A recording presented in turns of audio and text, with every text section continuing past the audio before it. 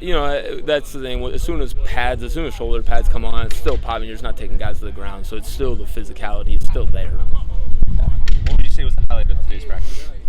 I thought our guys came out kind of both sides with the energy that, like last week, the defense kind of got after us on Wednesday, and so we had to respond on Friday. So I thought that overall the team came out with a lot of energy. That was probably, and I'm a big mentality guy at the end of the day. Like I think that, like there's going to be highlight plays throughout the day for both sides. But if the energy's right, the mentality's right, then we'll be good. Heard a lot about Moss and Freeman. Any other receivers that you're seeing take some strides this spring?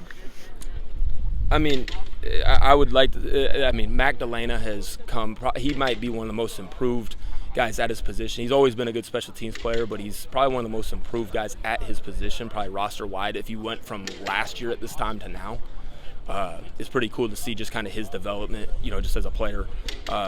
You mentioned Jalen Moss, but Jalen Moss has had a really good spring. Just day in and day out, he's probably been the most consistent from an attitude, mentality-wise. So it's been cool to see that.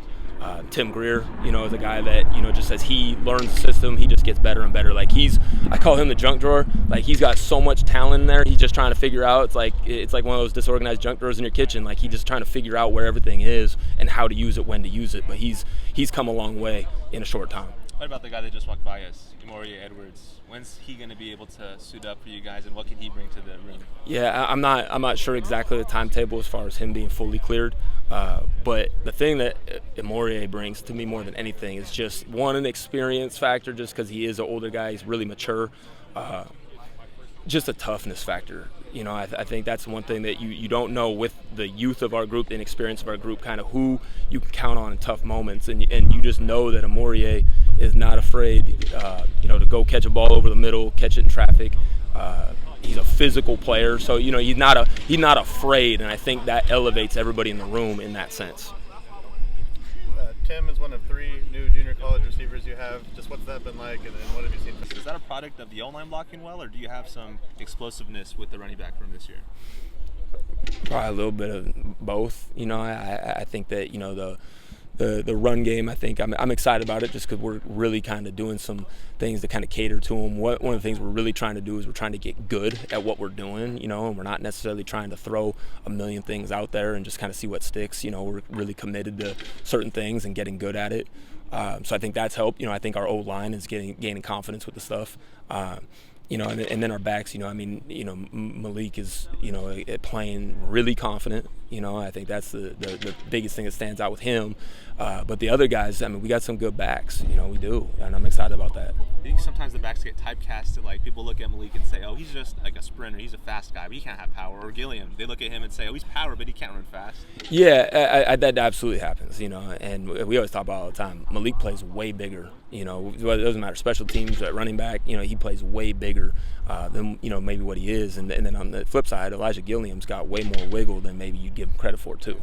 So it's they're definitely the typecasting definitely happens.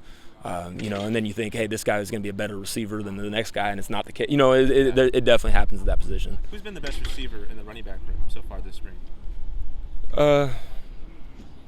They all kind of have their strengths. It probably depends on what we're asking them to do. Yeah. There's probably 3 or 4 guys, but they all do different things well. Is that going to be another emphasis in the offense this year, the pass-catching running back? I think that's kind of the emphasis in this offense all the time. I think that the big thing is we're always, ultimately it comes back to just trying to get the playmakers the ball.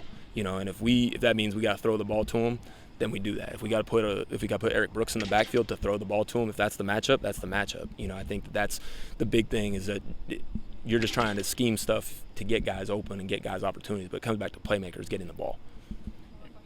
Yeah, you got practice Friday and then a week off. Is Friday a scrimmage day, or is there something specific you guys want to get done before the guys have their time off?